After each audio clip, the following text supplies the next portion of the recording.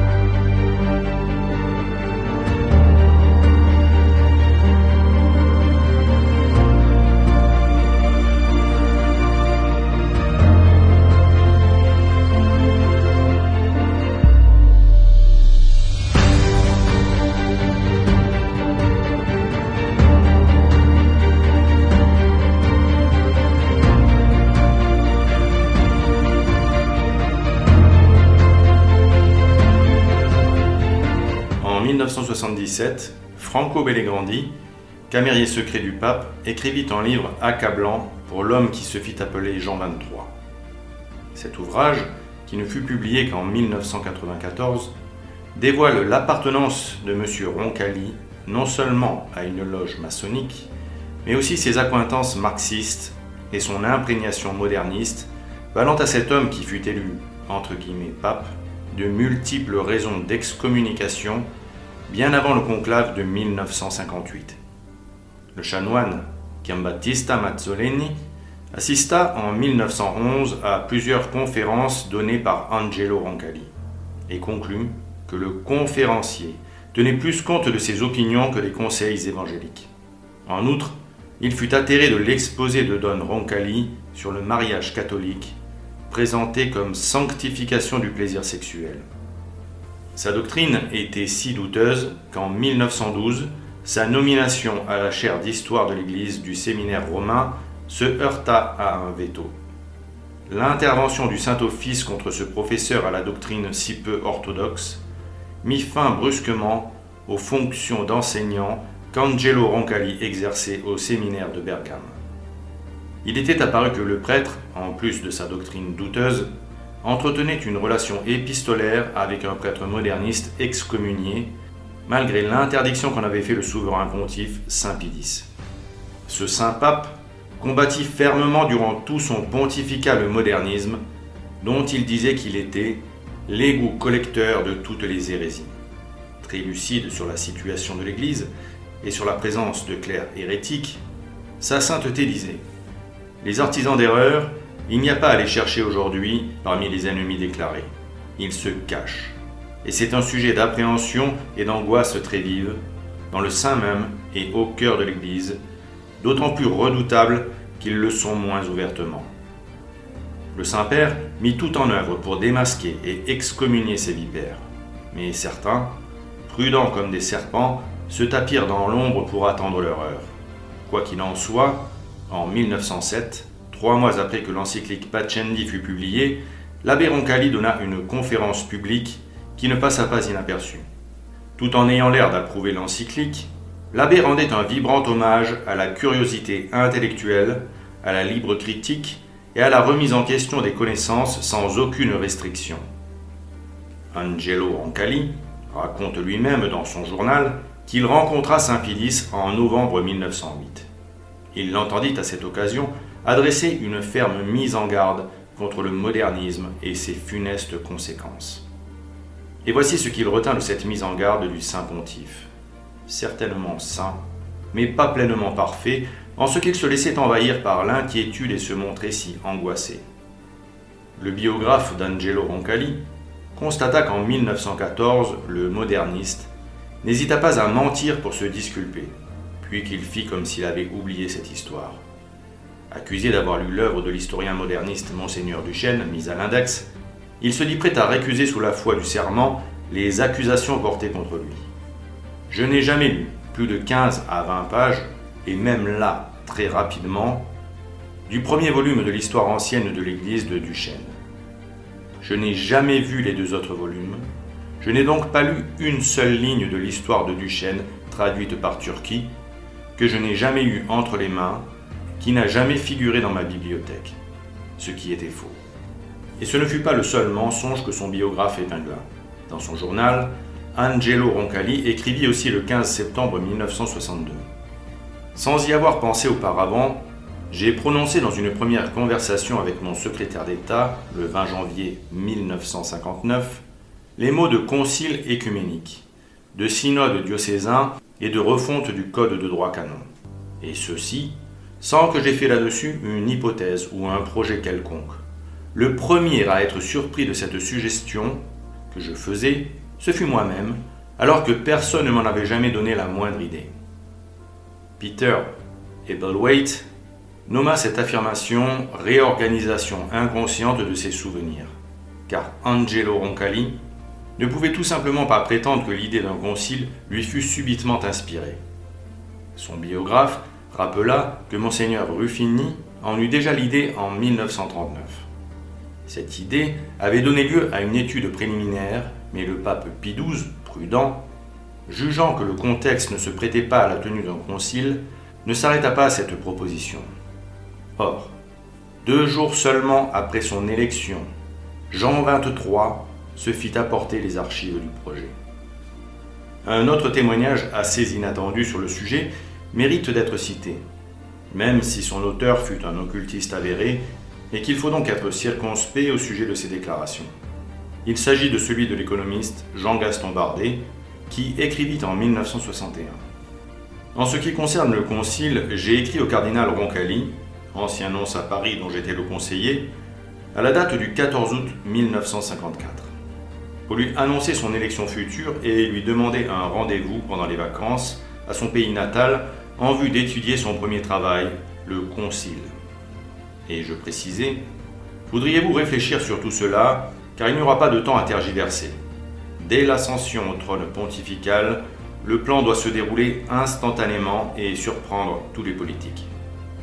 Angelo Roncalli aurait considéré cet homme comme victime d'une hallucination grave et dangereuse. Mais il lui répondit par courrier le 26 août 1954, ce qui prouve que l'économiste n'a pas inventé ce courrier. Jean-Gaston Bardet s'obstina, voulant absolument que le cardinal écoutât ce qu'il avait à lui dire pour qu'il se mette au travail. Il vint à Venise et réussit à rencontrer le « cardinal ». Il lui répéta alors de vive voix ses prédictions, lui assurant, selon Capovilla, que son pontificat serait marqué par des interventions doctrinales et des réformes disciplinaires. En janvier 1955, Angelo Roncalli fit allusion aux révélations de Jean-Gaston Bardet dans une lettre à sa sœur Maria. Un fou de français, qui a des révélations et un don de double vue, a été jusqu'à me dire le nom que je prendrai quand on me choisira comme pape. Des fous. Ce sont des fous. Enfin, toujours au sujet du concile, Desmond O'Grady, ancien correspondant du Vatican pour le Washington Post, rapporta que lorsqu'il était stationné à Istanbul en 1944, Angelo Roncalli fit un sermon au sujet d'un concile qui se tiendrait dans la période après-guerre. Mais pour en revenir au parcours d'Angelo Roncalli, signalons qu'il partit à la guerre comme infirmier avec le grade de sergent. 2 ans après l'armistice, en 1920, son signalement comme moderniste et progressiste le poursuivait. Il fut transféré à Rome pour y travailler, bien encadré, aux œuvres pontificales de la propagation de la foi. Mais à Rome, au lieu de rentrer dans le rang, il apprit au contraire à mieux dissimuler son modernisme, pour ne pas être officiellement excommunié. Rongeant son frein, comme tous ceux de la faction séditieuse moderniste, il attendit le moment propice pour laisser s'exprimer au grand jour sa volonté d'unir l'Église au monde. Sa duplicité lui permit de devenir évêque, quand, suite à un sermon contre le régime fasciste, le gouvernement italien réclama son éloignement de Rome. Le pape Pie XI le nomma alors visiteur apostolique en Bulgarie, en février 1925, et le fit consacrer archevêque le 3 mars. Il resta 10 ans dans les Balkans où, selon Franco Belligrandi, il fut initié rose-croix. Il écrivit « À l'époque du concile, fut répandue chez les pairs une publication circonstanciée qui accusait d'illégitimité l'élection de Jean XXIII parce que voulue par la franc-maçonnerie et qui indiquait Roncalli comme appartenant à cette secte depuis les années de sa nonciature en Turquie. Après les Balkans, ce fut la nonciature à Paris, période durant laquelle plusieurs sources prétendent qu'il fut initié franc-maçon. Yves Marsaudon, écrivain français franc-maçon par exemple, l'affirma. Marie-Bol Martinez, correspondante pour The Wanderer, National Review et The American Spectator, écrivit que des gardes républicains avaient observé depuis leur poste le nonce, en tenue civile, quittant sa résidence pour assister aux réunions du jeudi soir du Grand Orient de France, loge de son ami Vincent Auriol. En 1994, dans une interview accordée au magazine 30 Days, le grand maître du Grand Orient d'Italie déclara « Il semble que Jean XXIII fut initié à Paris et participa aux travaux des ateliers d'Istanbul. » Puis vint le temps du patriarcat de Venise, quand Angelo Roncalli devint cardinal. En février 1957, il y exhorta les fidèles à accueillir les socialistes de toute l'Italie qui tenaient leur 32e congrès à Venise. Sur les affiches que le patriarche avait fait apposer sur les murs de sa ville, on pouvait lire « Je salue cet événement extraordinaire qui a tant d'importance pour l'avenir de notre pays. » Drôle de façon de transmettre le magistère de Pie XI, qui enseignait en 1931 que personne ne peut être en même temps bon catholique et vrai socialiste. Le cardinalat lui permit de briguer le Saint-Siège et de l'obtenir. Mais on se souvient que cet homme avait rencontré le pape Saint Pie X et de ce qu'il en avait pensé avant et après sa rencontre. Son cœur trouble penchait déjà vers le modernisme. Il s'était rangé derrière l'avis de catholiques excommuniés et d'écrivains mis à l'index, plutôt que derrière le grand Saint Pie X.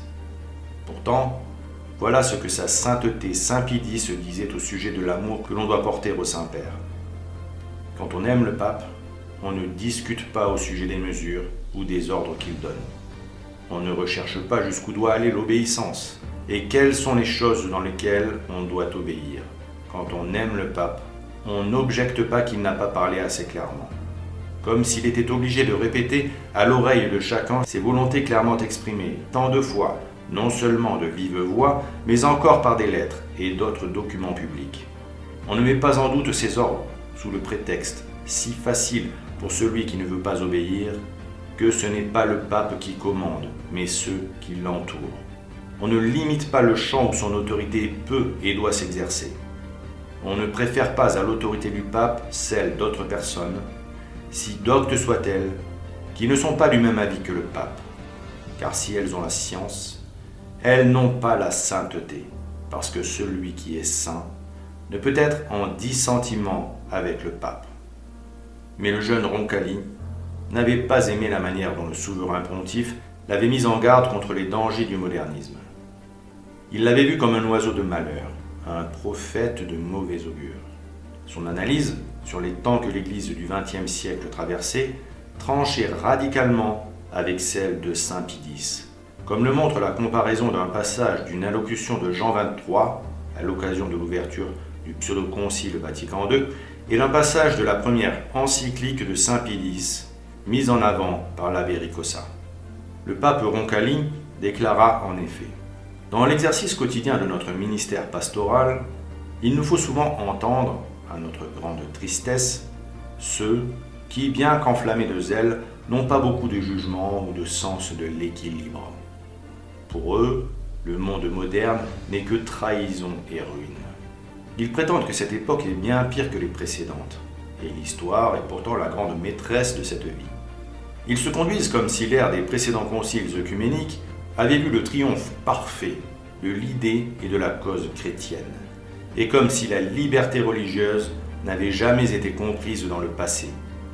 Nous nous sentons obligés de dire notre désaccord avec ces prophètes de malheur qui ne font qu'annoncer des catastrophes, comme si la fin du monde était imminente.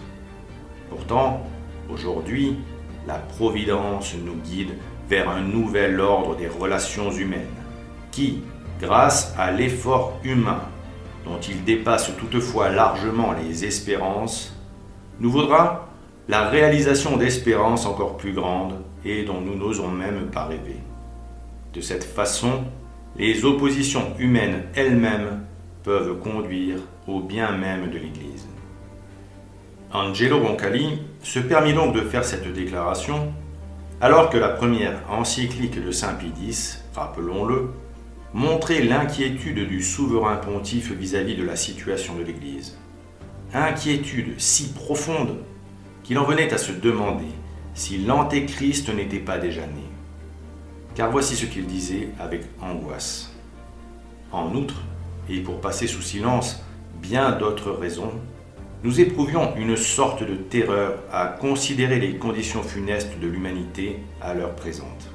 Peut-on ignorer la maladie si profonde et si grave qui travaille en ce moment, bien plus que par le passé, la société humaine, et qui, s'aggravant de jour en jour et la rongeant jusqu'aux moelles, l'entraîne à sa ruine. Cette maladie, vénérable frère, vous la connaissez, c'est à l'égard de Dieu l'abandon et l'apostasie, et rien, sans nul doute, qui mène plus sûrement à la ruine. Selon cette parole du prophète, voici que ceux qui s'éloignent de vous périront. De nos jours, il n'est que trop vrai. Les nations ont frémi, et les peuples ont médité des projets insensés contre leur Créateur. Et presque commun est devenu ce cri de ses ennemis: retirez-vous de nous. De là, des habitudes de vie tant privées que publiques, où nul compte n'est tenu de sa souveraineté. Bien plus, il n'est effort ni artifice que l'on ne mette en œuvre pour abolir entièrement son souvenir et jusqu'à présent sa notion. Qui pèse ces choses a droit de craindre qu'une telle perversion des esprits ne soit le commencement des maux annoncés par la fin des temps, et, comme leur prise de contact avec la terre, et que véritablement, le fils de perdition dont parle l'apôtre n'ait déjà fait son avènement parmi nous. Si grande est l'audace, et si grande la rage avec laquelle on se rue partout à l'attaque de la religion, on bat en brèche les dogmes de la foi, on tend d'un effort obstiné à anéantir tout rapport de l'homme avec la divinité. En revanche, et c'est là, au dire même de l'apôtre, le caractère propre de l'Antéchrist, l'homme qui, avec une témérité sans nom, a usurpé la place du Créateur en s'élevant au-dessus de tout ce qui porte le nom de Dieu. C'est à tel point que, impuissant à éteindre complètement en soi la notion de Dieu, il secoue cependant le joug de sa majesté et se dédie à lui-même le monde visible en guise de temple, où il prétend recevoir les adorations de ses semblables. Il siège dans le temple de Dieu, où il se montre comme s'il était Dieu lui-même. La différence radicale existante entre ces deux visions du monde est saisissante. Et l'on est obligé de constater qu'entre ces deux discours, il n'y a pas de continuité. Quand pourtant, la situation de la chrétienté ne s'était pas améliorée. Il y avait même un mépris affiché de la part du pseudo Saint Jean 23 à l'égard de ce que le grand Saint Pie X enseignait, afin de mettre en garde les chrétiens des temps mauvais qu'ils traversaient. En toute logique, on peut donc s'interroger sur ce Jean 23, sur sa légitimité, et donc sur la légitimité de ses actes, et plus encore sur sa prétendue sainteté. Et à force de regarder les faits, on ne peut qu'en conclure que cet homme ne fut jamais élu par le Saint-Esprit, mais au contraire, par l'ennemi infiltré dans les rangs des cardinaux. Et quand on considère les fruits de ce vote, on ne peut plus en douter. Les votants ont cherché à satisfaire des hommes et non à satisfaire le bon Dieu. Or, comment une telle chose aurait-elle été possible sans que la plupart des électeurs du conclave ne fussent au préalable des apostats, des hérétiques, des agents ennemis infiltrés, des libéraux privés de la grâce, des mauvais pasteurs, des mercenaires, faibles et incapables de lutter pour l'Église et de paître les brebis du Seigneur. Combien d'entre eux avaient déjà trahi le serment antimoderniste imposé par le pape Saint Pie X à tout homme d'Église avant de pouvoir devenir clerc, ou encore avant d'accéder à une chaire d'enseignement ou à un office ecclésiastique. Car ce serment disait implicitement « Moi, j'embrasse et reçois fermement toutes et chacune des vérités qui ont été définies, affirmées et déclarées par le magistère infaillible de l'Église, principalement les chefs de doctrine qui sont directement opposés aux erreurs de ce temps. Tout prêtre, et a fortiori plus encore tout évêque, était obligé d'avoir pris connaissance des écrits pontificaux dirigés contre les erreurs de ces temps. Sinon, comment aurait-il pu s'engager à embrasser et à recevoir fermement chacune des vérités définies, affirmées et déclarées dans l'encyclique Mirarivos et dans le syllabus, éléments essentiels de la lutte contre les hérésies modernistes. De plus, à cette époque, les futurs clercs devaient aussi jurer « Je me soumets aussi avec la révérence voulue, et j'adhère de tout mon cœur à toutes les condamnations, déclarations, prescriptions qui se trouvent dans l'encyclique Pacendi et dans le décret Lamentabili. » Quel prêtre pouvait donc, à cette époque, être supposé n'avoir pas eu connaissance au minimum des deux écrits antimodernistes du pape Saint Pie X, quand par serment, il s'était engagé à adhérer de tout son cœur à toute condamnation, déclarations et prescriptions se trouvant dans ces encycliques. Certainement pas Angelo Roncalli, qui avait été suspecté par le Saint-Office et qui avait dû se justifier. Il connaissait très bien tous ces textes pontificaux anti-libéraux et antimodernistes cités par Saint Pie X dans son Motu Proprio Sacrorum Antistitum, texte qui heurtait sa sensibilité moderniste. Et on peut sans crainte affirmer que c'est en pleine conscience et en pleine connaissance de cause qu'il a désobéi au magistère de l'Église, en dissimulant d'abord la nature hérétique de ses convictions, puis de son apostasie.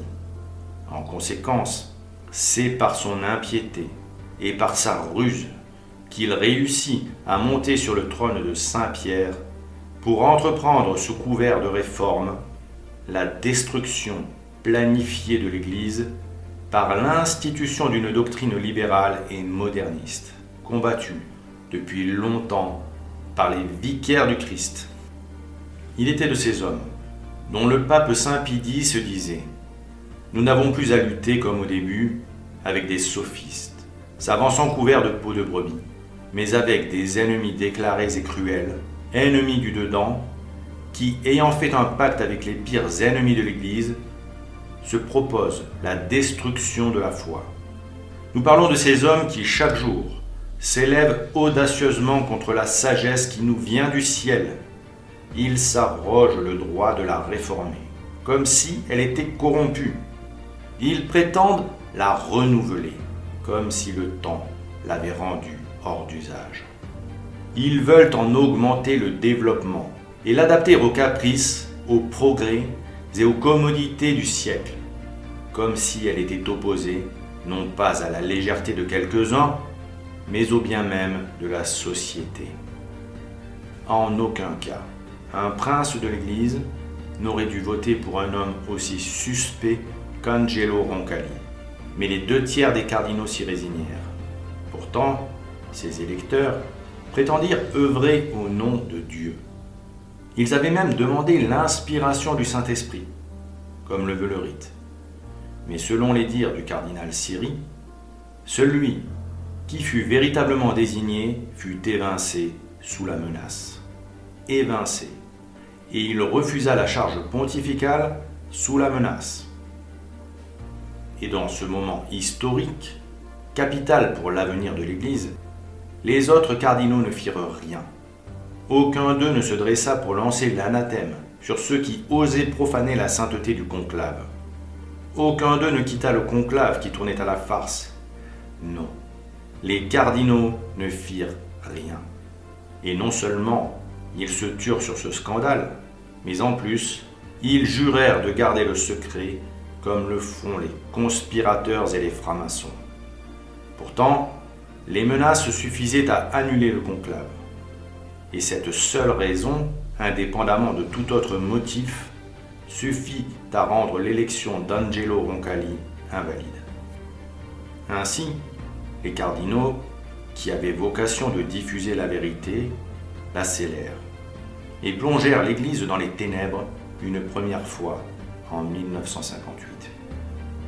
Puis ils recommencèrent quelques années plus tard, non seulement lors des conclaves suivants, mais plus encore au moment où échut la date choisie par la Sainte Vierge pour la publication du troisième message de Fatima, qui très certainement mettait en garde l'Église contre l'offensive colossale qu'elle allait subir avec Vatican II.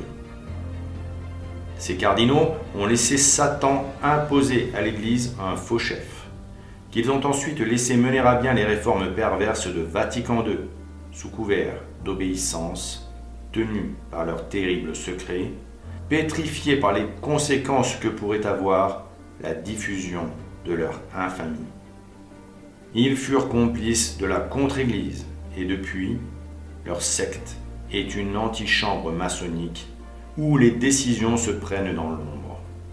Ensuite, les événements s'enchaînèrent, de fausses nominations en fausses élections, de fausses réformes en fausses doctrines et de fausses consécrations en fausses ordinations.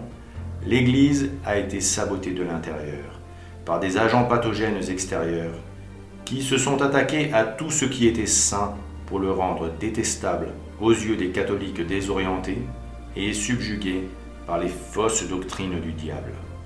Mais au fond, tout s'est joué en octobre 1958, lors du conclave d'où est sorti le candidat de la contre-Église sous les hurrahs et les vivas de la foule, massée sur la place Saint-Pierre. Comment cela fut-il possible?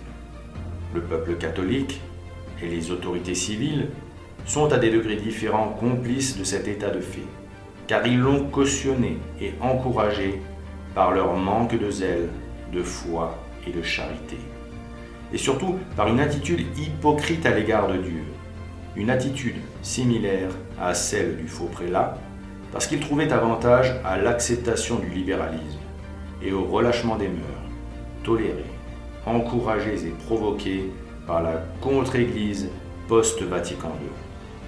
Alors, puisqu'ils avaient consenti à voir s'asseoir sur la chaire de Saint-Pierre un imposteur, ils auraient à leur tête un exterminateur, un aveugle, qui les entraînerait derrière lui sur les chemins de la perdition. Ils renieraient la religion révélée et instaurée par Dieu.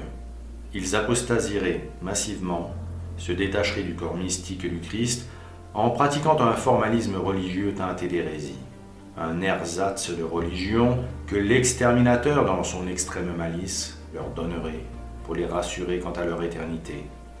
Mais derrière une honnêteté de façade, basée sur une commode obéissance à des autorités abusant manifestement des droits que leur procuraient des fonctions usurpées, l'immense majorité des catholiques a renié les choix de la divine providence en se ralliant sans restriction au vote sacrilège du conclave.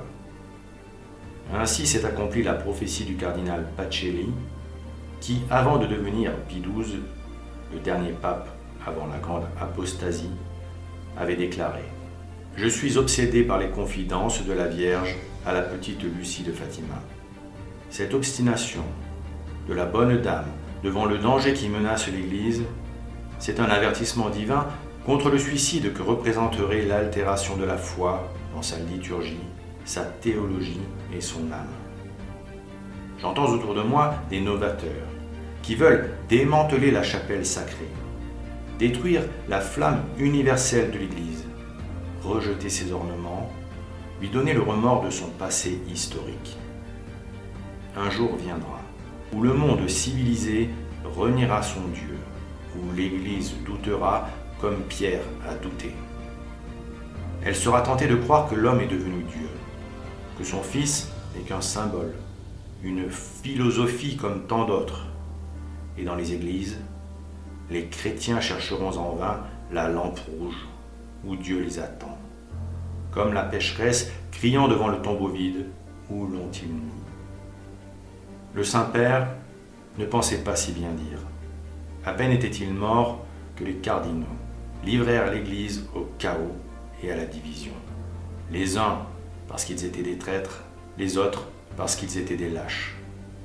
Et c'est un imposteur, placé par le diable, qui s'assied sur la chair de vérité afin de la travestir en chair de mensonge pour la plus grande honte de la chrétienté amorphe. Et s'il est absolument vrai et indéniable que sans vicaire du Christ, notre Seigneur Jésus-Christ reprend la tête de l'Église, il est aussi vrai et indéniable que sans chef visible, donnant des directives temporelles, les hommes prennent des libertés, car sans hiérarchie structurée pour faire appliquer la discipline, c'est la division qui règne. Chacun devient son propre chef et se croit autorisé à établir sa propre règle, aussi bien chez les laïcs que chez les clercs.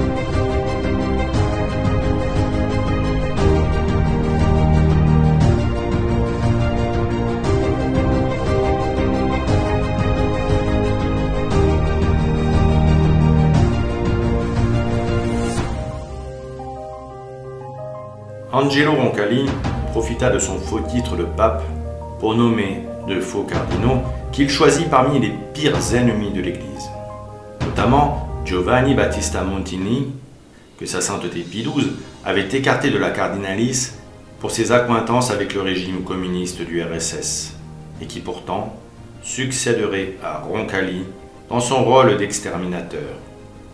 Le cardinal Hénan, qui avait participé au conclave de 1958, déclara « Il n'y avait pas de grand mystère au sujet de l'élection du pape Jean. Il fut choisi parce qu'il était un très vieil homme.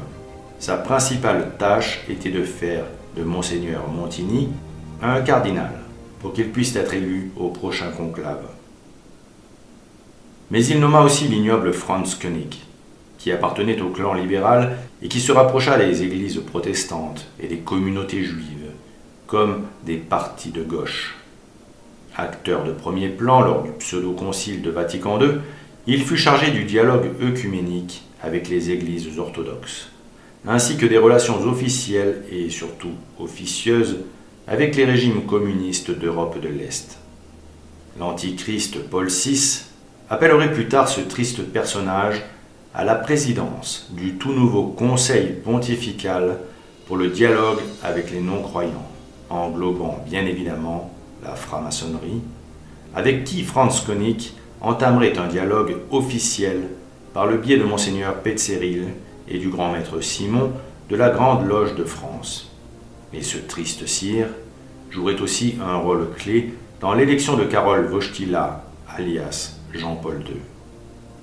Enfin, il ne faut pas oublier la nomination du non moins ignoble Augustino Bea, qui s'attaquerait aux saints évangiles, sous l'influence du Comité pour l'amitié judéo-chrétienne, afin d'œuvrer à la construction d'un œcuménisme interreligieux fangeux et qui serait la cheville ouvrière de la déclaration Nostra Aetate sur la liberté religieuse. Ce texte, ainsi que les autres textes de Vatican II, constituent les fondements d'une nouvelle fausse religion, prêchant l'hérésie du salut universel et préparant la fausse religion syncrétiste du noachisme, qui servira à l'établissement de la religion de l'Antéchrist. Ils furent fortement influencés par la pseudo-encyclique Pacem in Terris du funeste Jean XXIII. Œuvre diabolique, prônant des valeurs maçonniques, ce texte mis en musique par le compositeur juif Darius Milhaud constitue un modèle de propagande mondialiste.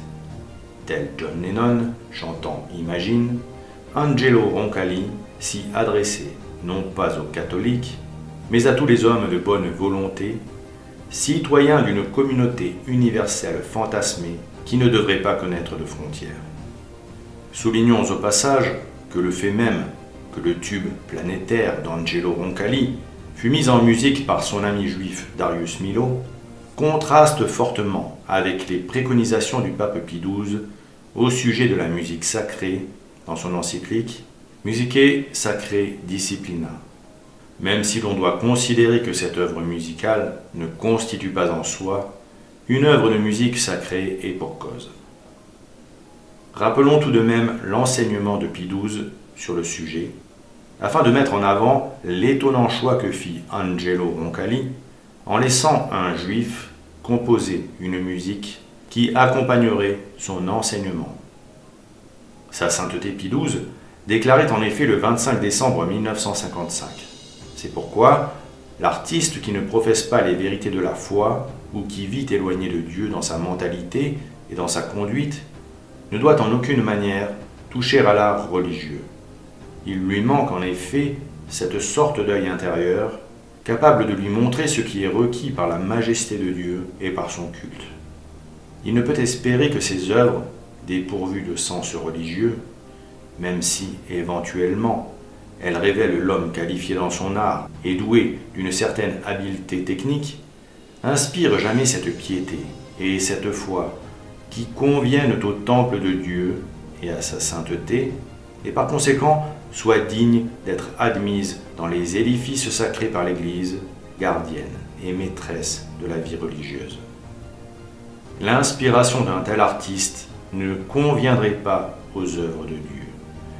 C'est l'enseignement que l'on doit retenir du dernier vicaire du Christ.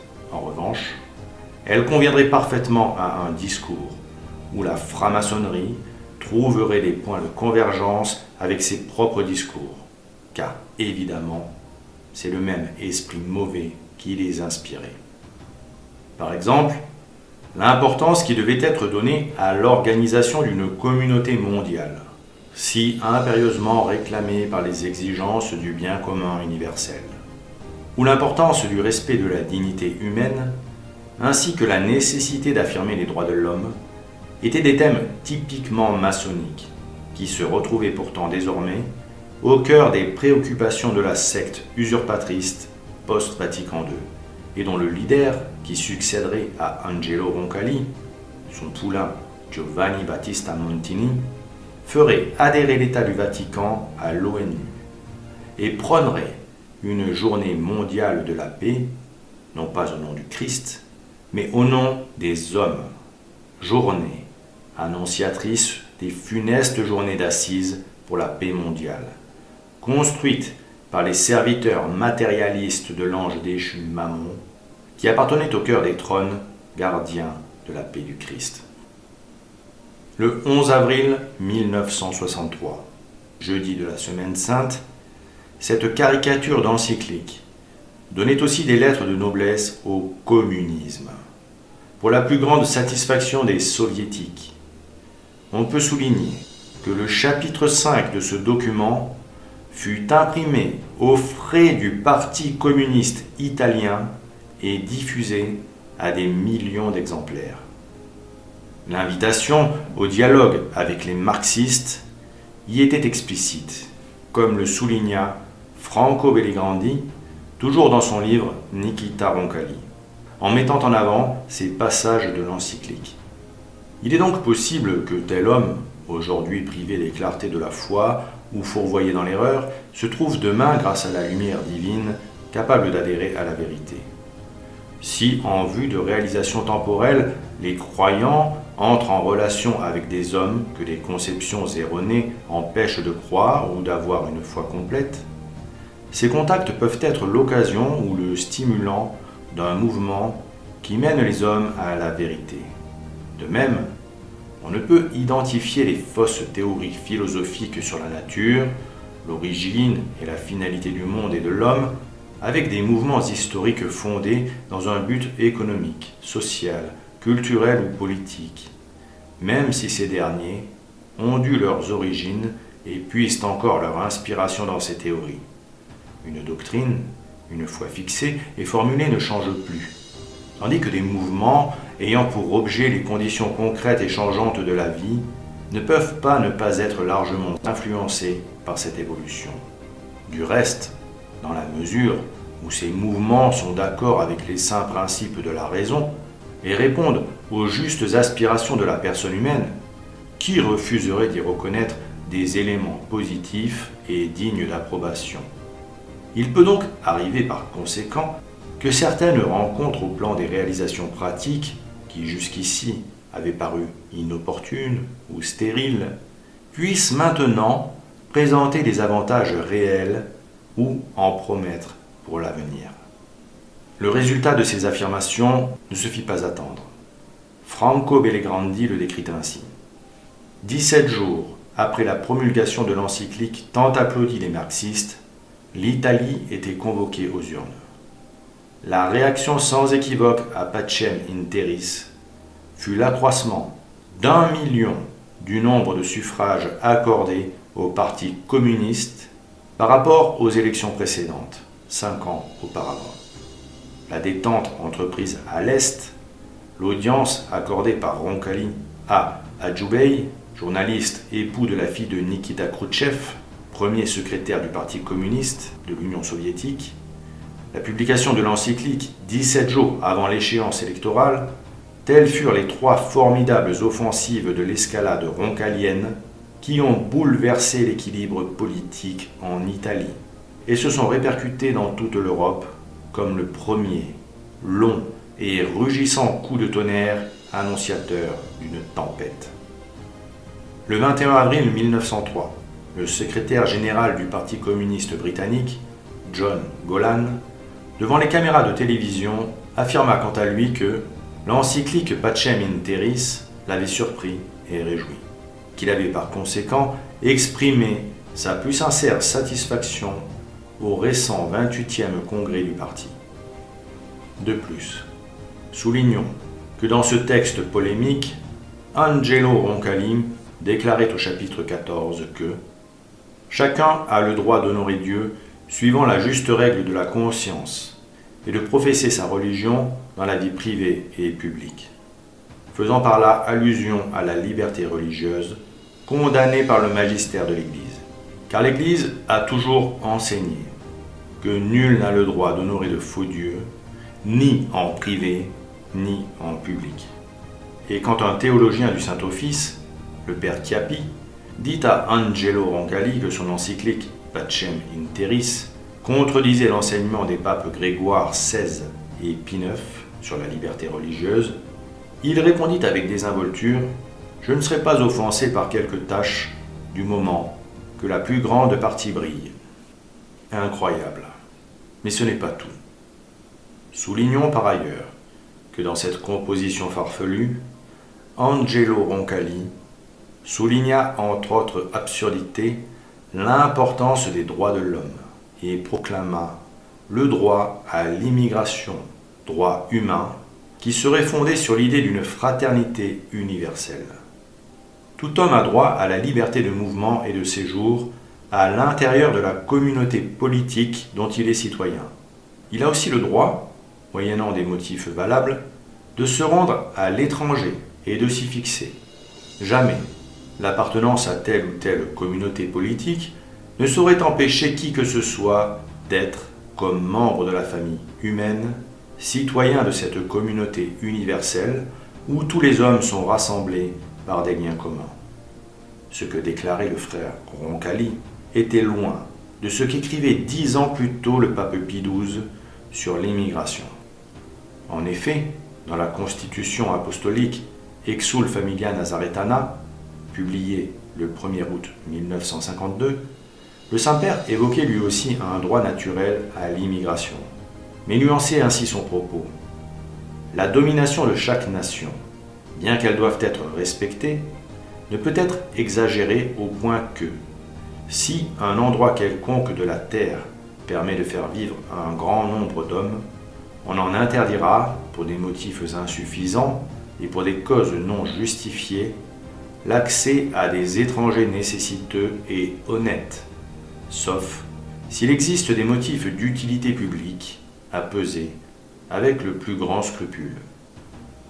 Sa sainteté Pie XII évoquait donc le droit des hommes honnêtes et nécessiteux de trouver un endroit libre sur terre pour pouvoir vivre de leur travail.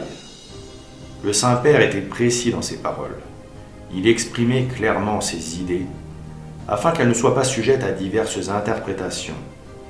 Angelo Roncalli, au contraire, déclarait que tout homme a le droit à la liberté, moyennant des motifs valables, formulation assez floue et ambiguë, pour laisser libre cours à toutes les interprétations. Chacun peut interpréter ces paroles selon sa sensibilité, ce qui est un signe évident que ces paroles ne sont pas inspirées par le Saint-Esprit. D'ailleurs, pour conclure sur ce document lamentable, on voit très nettement que dans Pacem in Terris, la liberté est très largement revendiquée, ainsi que le sentiment de l'existence d'une communauté fraternelle universelle de citoyens et, en filigrane, un souhait d'égalité des droits. Liberté, égalité, fraternité. Le compte est bon. Voici les 3 notions si chères aux francs-maçons français que le Suprême Conseil de France a choisi d'en faire sa devise. Or, comment l'association de ces 3 notions peuvent-elles se retrouver dans un texte supposé avoir été inspiré par le Saint-Esprit car écrit par le vicaire du Christ? Sans doute parce que M. Roncalli a largement fréquenté les loges françaises quand il fut nonce à Paris, et qu'il fut un digne héritier de Voltaire, Diderot et de leurs frères maudits. Ce fut même l'un d'entre eux, le président socialiste Vincent Auriol, athée notoire, affilié au Grand Orient de France, qui lui remit sa barrette de cardinal au nom d'un privilège attribué au roi de France, tombé en désuétude sous le régime de la République. Même s'il est vrai qu'à de très rares occasions, certains présidents français l'avaient encore utilisé avant la séparation de l'Église et de l'État. Alors pourquoi solliciter cet honneur, si ce n'était pour désigner le frère qui serait bientôt le futur candidat des loges à la prochaine élection pontificale?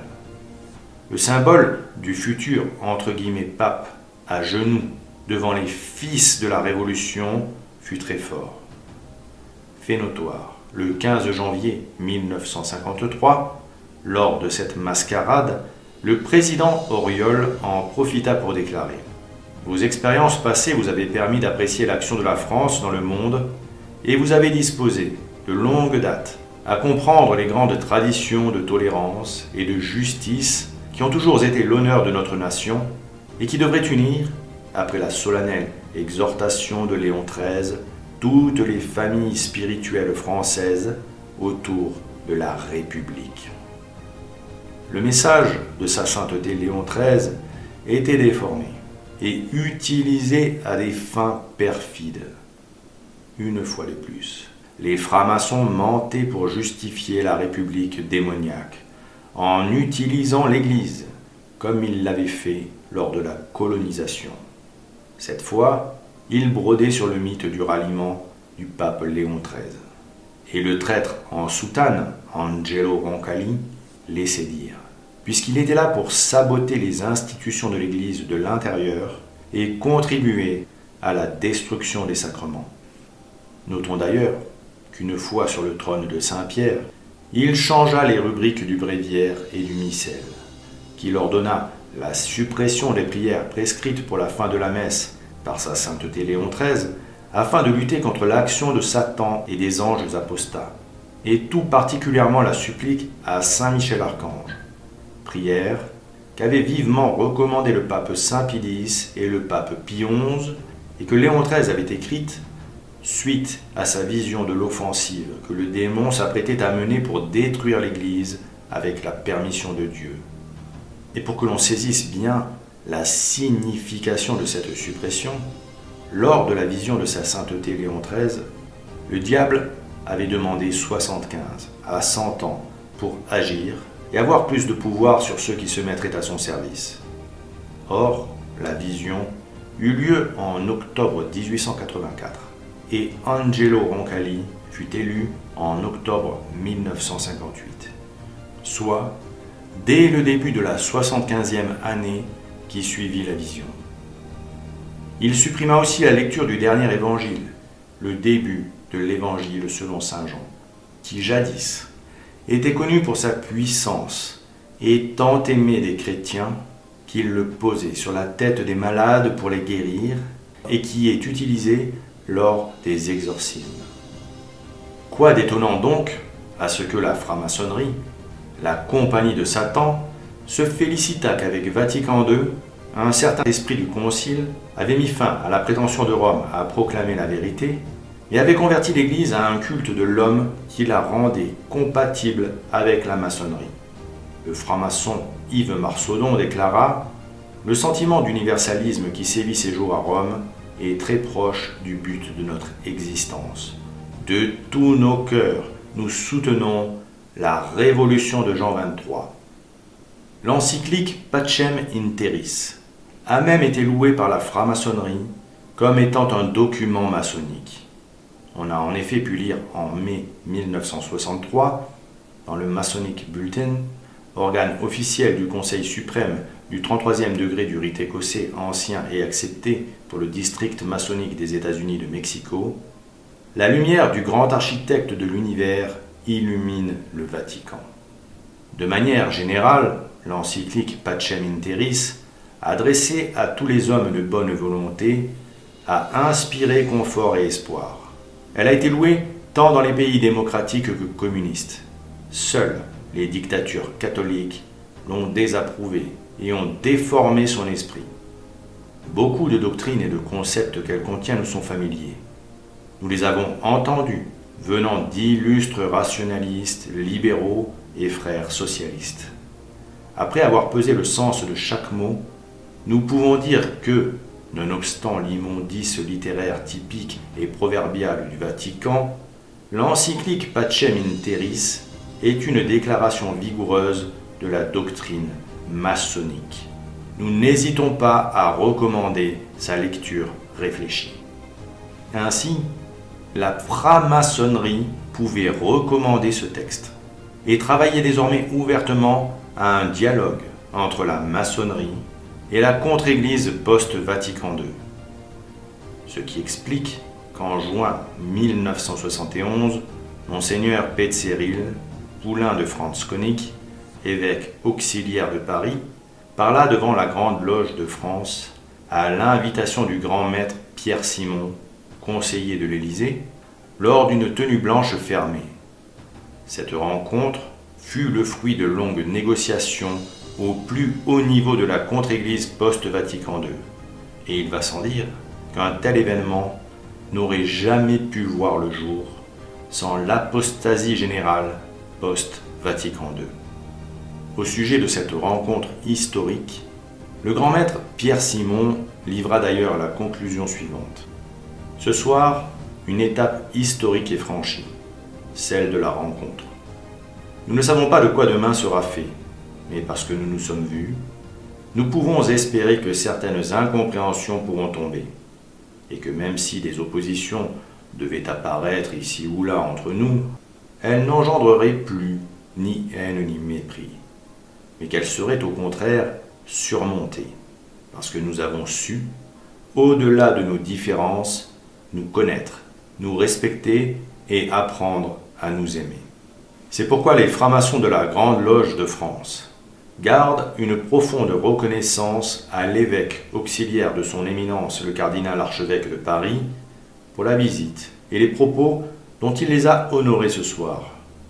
Ils souhaitent qu'avec l'Église catholique romaine, selon les signes qui viennent d'en être annoncés, de même qu'avec les autres églises, les autres confessions, les autres philosophies, tous les hommes de raison véritable s'enrôlent dans le parti du sens contre celui de l'absurde, ce qui revient à dire, dans notre langage maçonnique, travaillent à la gloire du grand architecte de l'univers. Quelque temps après cette rencontre si prometteuse pour la franc-maçonnerie, qui voyait son image réhabilitée par un évêque, comme l'avait été celle du communisme par le pape Roncalli, qui engloba catholiques et marxistes dans la catégorie des hommes de bonne volonté, le médecin franc-maçon se vanta d'avoir concocté la libéralisation de l'avortement dans les loges. Quel bon frère pour les catholiques.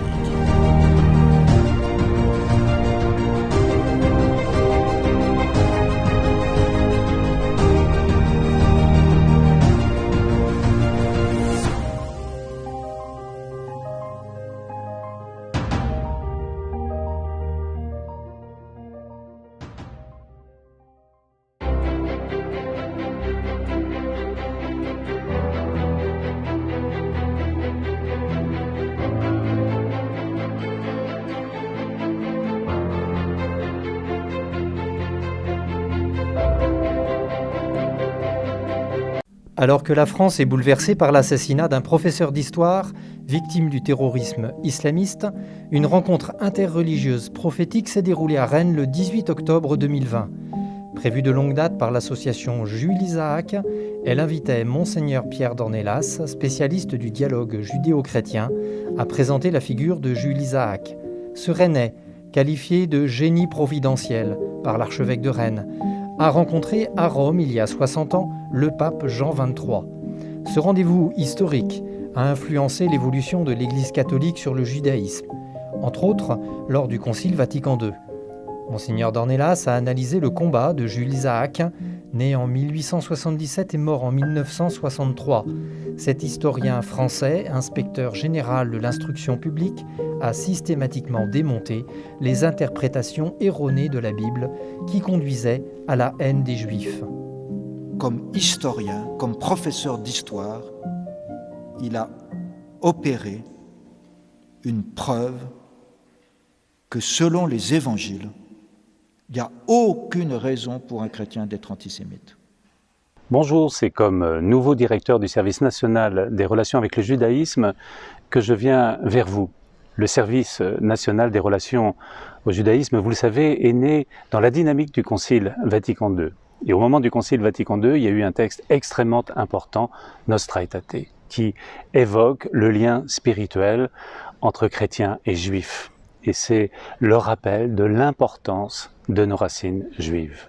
Alors aujourd'hui, je viens évoquer les fêtes d'automne, et en particulier Rosh Hashanah.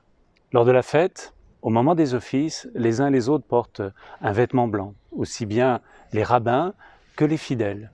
De même, à l'issue de la fête, on se souhaite Shana Tova, bonne année, et également on offre des mets sucrés pour signifier la douceur que l'on souhaite aux uns et aux autres. Dans les 10 jours qui suivent, on se prépare à Yom Kippour, le grand pardon. C'est un moment de pénitence, de relecture, d'introspection. Et puis, après Yom Kippour, c'est la fête des cabanes, Sukkot. Et on conclut les fêtes d'automne par un moment très important aussi qui est le don de la Torah, la joie d'accueillir la parole de Dieu. Et qu'ainsi, par l'enseignement, il faut un redressement du christianisme. Oui, il me semble que ce professeur d'histoire, Jules Isaac, rend un hommage appuyé à tous les professeurs d'histoire et singulièrement à celui que nous pleurons et qui a enseigné ce que nous pouvons appeler un redressement de tout ce qui peut être quelque chose d'erroné et qui conduit à la haine. À l'issue de la conférence, Jean-Léon Cohen, vice-président et fondateur du groupe Jules Isaac de Rennes, a remis à Monseigneur Pierre Dornelas une médaille représentant Jules Isaac.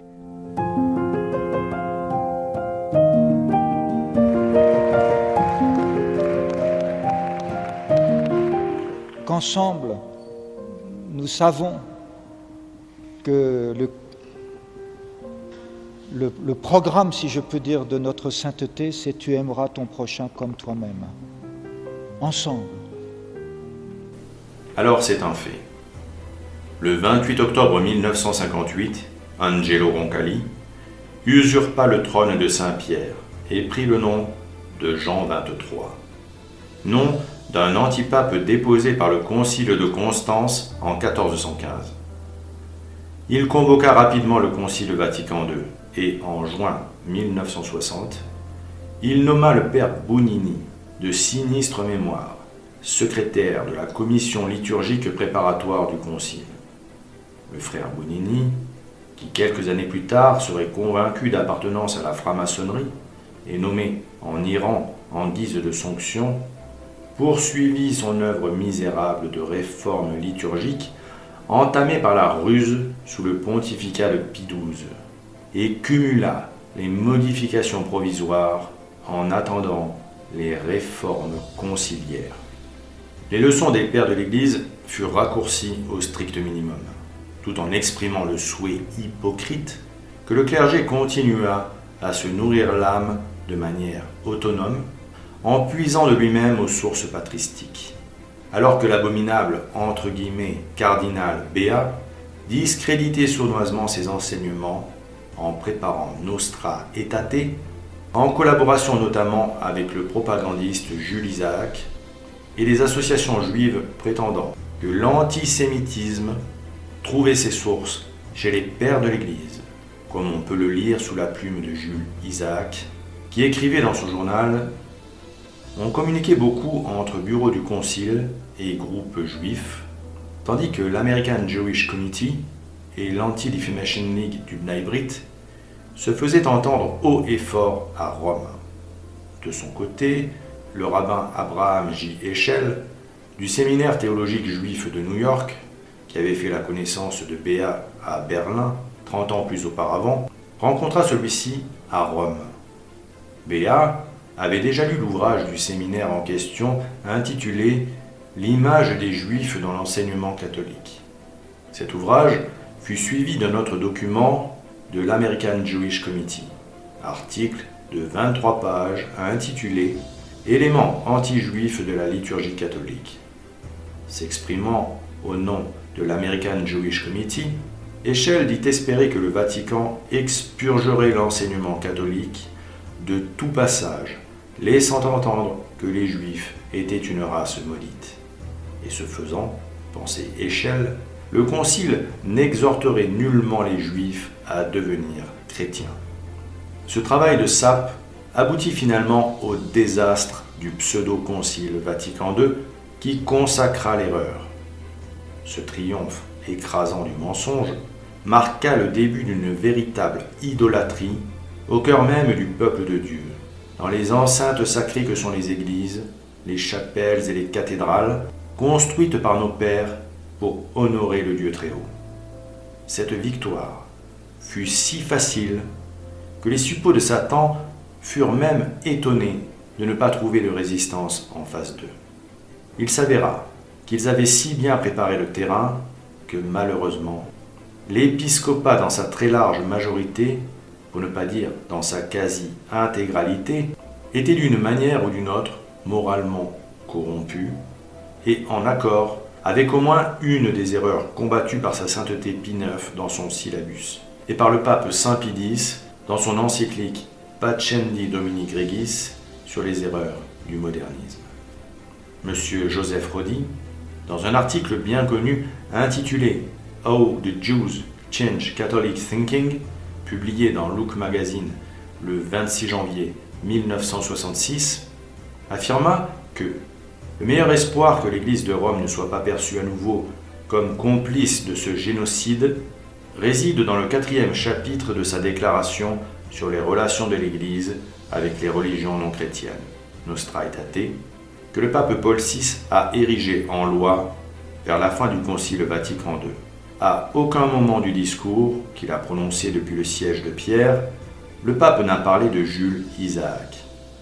Mais quelques années après, Charles de Provenchère, archevêque d'Arles, a peut-être exposé en toute clarté le rôle d'Isaac en déclarant « C'est un signe des temps qu'un laïc, et même un laïc juif, ait été à l'origine d'un décret du Concile. » Cela a de quoi interpeller n'importe quel catholique soucieux de connaître le mal qui frappe la catholicité et l'inciter à s'intéresser à ce Jules Isaac, historien français, auteur, à la suite d'Albert Mallet, de célèbres manuels d'histoire usuellement appelés Mallet et Isaac.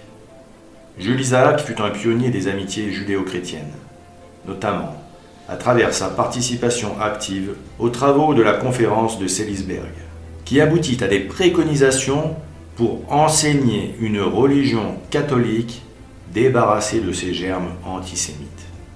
Joseph Rodi, l'auteur de l'article précédemment cité, nous apprend que Jules Isaac fut un éminent historien, membre de la Légion d'honneur et inspecteur des écoles en France. 3 bonnes raisons, en définitive, de se méfier de cet homme. Surtout quand on se penche sur ce que Léon de Poncin dit de lui. C'est après la disparition de son épouse et de sa fille, mortes en déportation, qu'il consacra les 20 dernières années de sa vie à une étude critique des relations entre judaïsme et christianisme, et qu'à cette fin, il écrivit 2 ouvrages importants. Jésus et Israël, publié la première fois en 1946, puis en 1959, et Genèse de l'antisémitisme, publié en 1948 et de nouveau en 1956. Dans ces 2 livres, Jules Isaac critique férocement les enseignements chrétiens, les déclarant avoir été la source de l'antisémitisme, et il prêche, ou pour être plus exact, il exige la purification et l'amendement de ces doctrines bimillénaires. Sitôt après la fin de la guerre, il commença d'organiser au plan national et international des réunions suivies par des sympathisants catholiques favorables à ses arguments. Jules Isaac fonda alors la première association d'amitié judéo-chrétienne, aidé en cela par le grand rabbin de France et son adjoint, Jacob Kaplan, et les personnalités juives Edmond Flegg et Léon Algazi. Leurs amis catholiques comme Henri Marou, Jacques Madol, Jacques Nantais et leurs amis protestants comme le professeur Lovski et Jacques Martin. Les statuts de l'association excluaient toute tentative de conversion réciproque parmi ses membres. Celle-ci fut rapidement suivie de la création d'associations similaires à Aix-en-Provence, Marseille, Montpellier, Nîmes, Lyon et pour finir à Lille, où Jules Isaac s'assura l'aide d'une religieuse de la congrégation de Don Bosco et le soutien du cardinal Liénard. En 1949, il établit le contact avec le clergé de Rome et par cette entremise put obtenir une audience privée de Pie XII devant laquelle il plaida en faveur du judaïsme, demandant au pape de bien vouloir faire examiner les 10 points de Sélisberg. Dans son panégyrique, Joseph Rodi déclare lui aussi qu'en 1949, le pape Pie XII reçut brièvement Jules Isaac, sans pour autant prêter attention aux jérémiades de l'historien sur le prétendu rôle de la religion catholique dans la persécution des Juifs. Car cet affabulateur, inspiré par le démon, présentait l'enseignement catholique, le Saint Évangile de Saint Matthieu et l'interprétation des textes inspirés des pères de l'Église comme source de l'antisémitisme. Thèse impie et mensongère qui ne put bien évidemment trouver aucun crédit chez le Saint-Père, défenseur et garant du dépôt de la foi.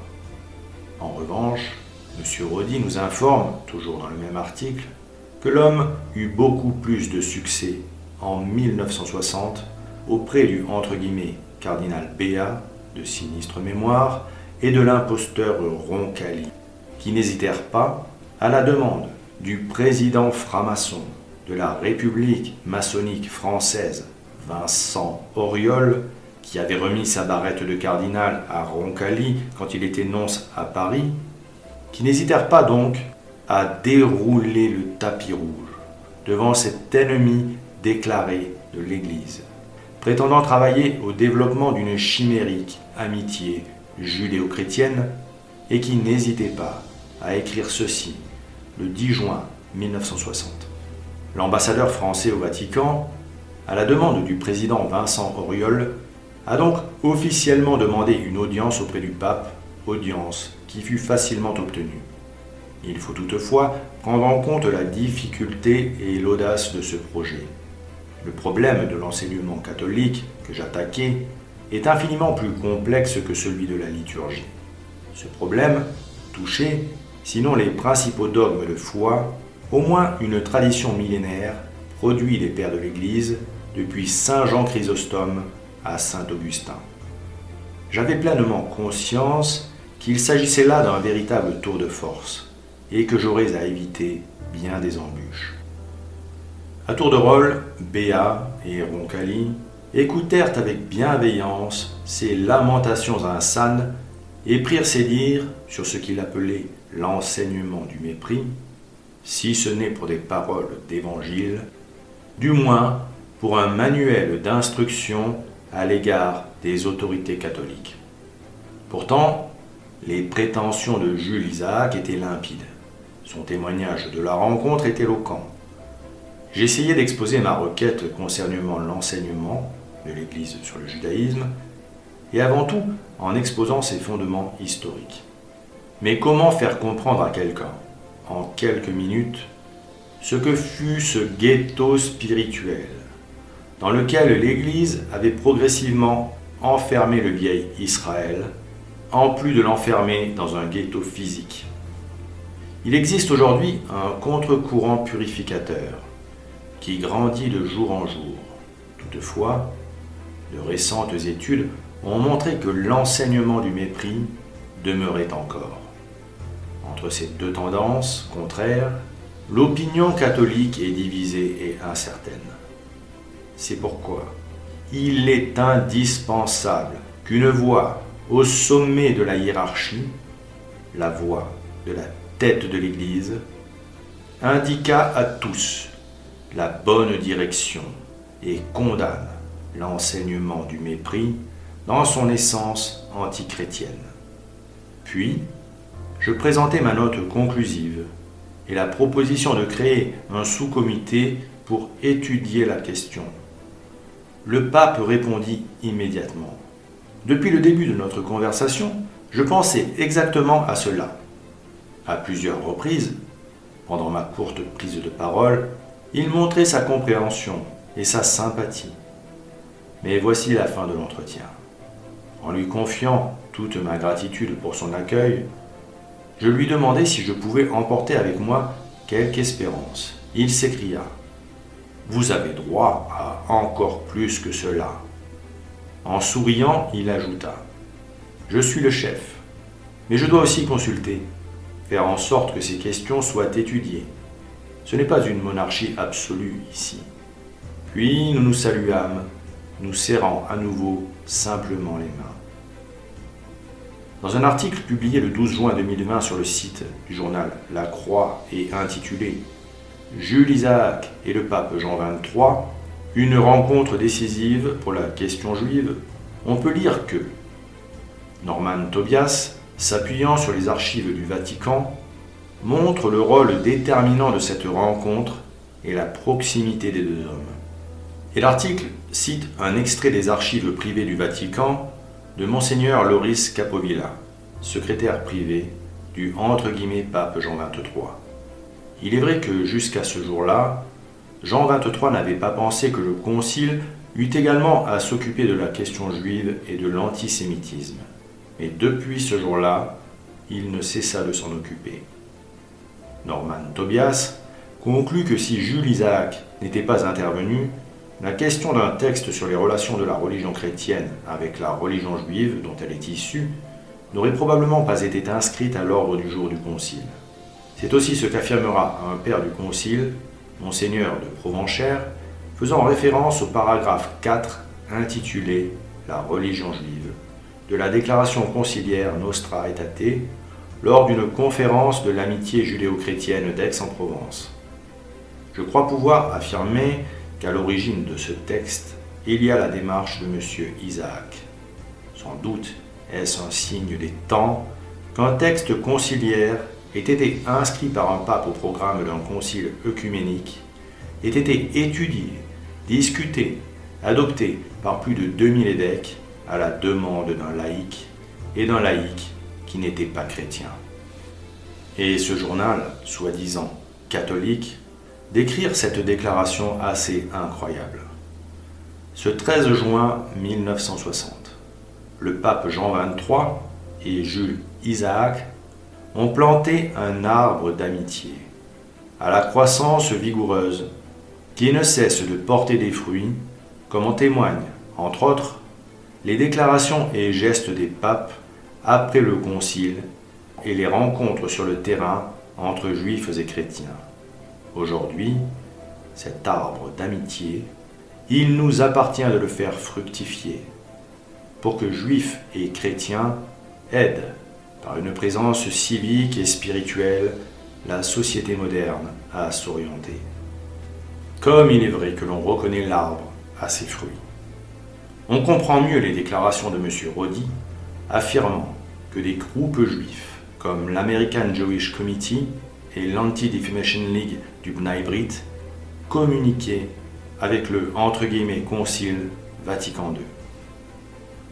Le cardinal Maran Béat fut le premier président du Conseil pontifical pour la promotion de l'unité des chrétiens, département de la Curie romaine fondé en 1960. Son but est de participer à l'œcuménisme interreligieux. Son premier président, Agostino Béat, fut nommé directement par le pape Jean XXIII. Le conseil est divisé en deux sections. Une pour les relations avec les communautés issues de la Réforme et une autre pour les églises particulières d'Orient. On notera que la rencontre entre le « pape Roncalli » et Jules Isaac fut décisive dans la décision prise de créer cette commission et de demander à Agostino Béat, le 18 septembre 1960, de rédiger une déclaration à propos des relations entre l'Église catholique et les Juifs, déclaration qui fut la genèse du document Nostra Aetate. Les instructions d'Angelo Roncalli à Agostino Béat concernant la future déclaration furent de laisser de côté pour le moment ces éléments sur lesquels nous différons. L'attitude qu'il attendait des pères du pseudo-concile Vatican II à l'égard des sectes non catholiques peut être résumée par cette phrase : « Nous n'avons pas l'intention de mener un procès du passé. Nous ne voulons pas prouver qui avait raison ou qui avait tort.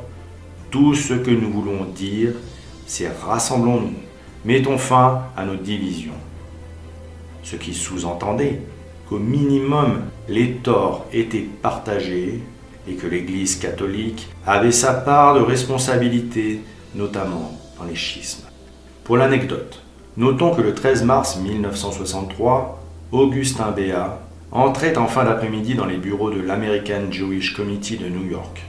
Il était là pour donner des réponses aux membres de ce comité qui voulait notamment savoir ce que contiendrait la déclaration sur les Juifs, alors à l'étude, dans le cadre du Concile Vatican II, déclaration qui deviendrait Nostra Aetate.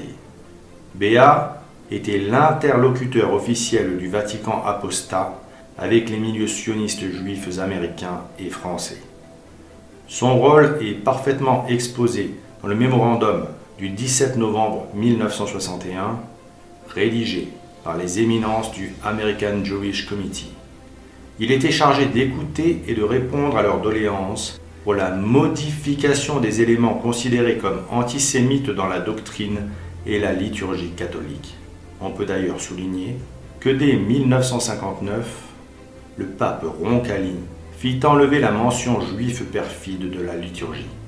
Mais pour en revenir à son homme de paille, Augustino Béat, il n'était pas officiellement autorisé à répondre aux questions des organisations juives.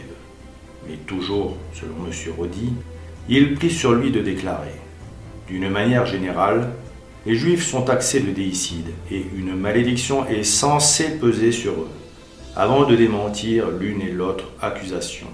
Car, affirma-t-il, même dans les comptes rendus des évangélistes, seuls les chefs des Juifs, se trouvant alors à Jérusalem, et un tout petit groupe seulement de leurs partisans, réclamèrent à grands cris la condamnation de Jésus. En revanche, leurs coreligionnaires et contemporains, alors absents, n'étaient impliqués en rien dans le déicide, pas plus que les générations de Juifs non nés. Le perfide Béat avait bien retenu la leçon de la déclaration de Seelisberg, et il osait dire le contraire de ce qu'il est écrit dans l'Évangile, car il y est bien écrit, et tout le peuple répondit, que son sang retombe sur nous et sur nos enfants. Or, ce témoignage terrible de la malédiction appelée par les Juifs sur eux et sur leurs enfants, selon les directives du Conseil pour l'amitié des chrétiens et des Juifs, le cardinal Béat le niait, prétendant, comme le préconise le point 8 de la déclaration, qu'il n'y avait pas de malédiction, car cet apôtre du salut universel, comme tous les sectaires de la contre-église post-Vatican II, prétendait qu'en mourant, le Christ avait prié pour leur pardon et que sa prière est plus forte que la malédiction. Sans aucun doute, Angelo Roncalli partageait les convictions de son coreligionnaire, car juste avant sa mort, il composa la prière suivante pour les Juifs. Nous réalisons aujourd'hui combien nous avons été aveugles à travers les siècles, et combien nous n'avons pas apprécié la beauté du peuple élu, ni les caractéristiques de nos frères chéris. Nous sommes conscients que nous avons la divine marque de Caïn placée sur notre front. Au cours des siècles, notre frère Abel était à terre, saignant et en larmes par notre faute. Seulement parce que nous avions oublié votre amour, pardonnez-nous notre condamnation injustifiée des Juifs. Pardonnez-nous de ce qu'en les crucifiant, nous vous avons crucifié pour la seconde fois. Pardonnez-nous. Nous ne savions pas ce que nous faisions. Baruch Tenenbaum, professeur juif, activiste de gauche, promoteur des initiatives interreligieuses et de la première visite d'un pape à Jérusalem, déclara d'ailleurs au sujet de la fausse canonisation d'Angelo Roncalli « C'est évident pour moi, sans aucun doute. Jean XXIII a été le meilleur pape de l'histoire pour le peuple juif. Il n'aurait pas pu faire plus qu'il n'a fait. Et il a fait des choses tellement extraordinaires. Je suis ravi qu'il soit déclaré saint, même si la béatification ne me touche pas en tant que juif. Enfin, rappelons cette déclaration hallucinante d'un franc-maçon paru au Mexique, pays où les Cristeros avaient été persécutés et assassinés par les francs-maçons, dans El Informador du 4 juillet 1963. La Grande Loge d'Occident mexicaine des maçons libres et acceptés, à l'occasion de la mort de Jean XXIII, fait part de sa tristesse pour la disparition de ce grand homme qui révolutionna les idées, les pensées et les formes de la liturgie catholique romaine. Ses encycliques Mater et Magistra et Pacem in Terris ont révolutionné les concepts favorisant les droits de l'homme et la liberté. L'humanité a perdu un grand homme. Et nous, les francs-maçons, reconnaissons ses principes élevés, son humanitarisme et qu'il fut un grand libéral. C'est cela que je tenais à dire en formant les vœux les plus ardents pour la santé du Très Saint-Père et pour la prospérité et la gloire de notre Église catholique.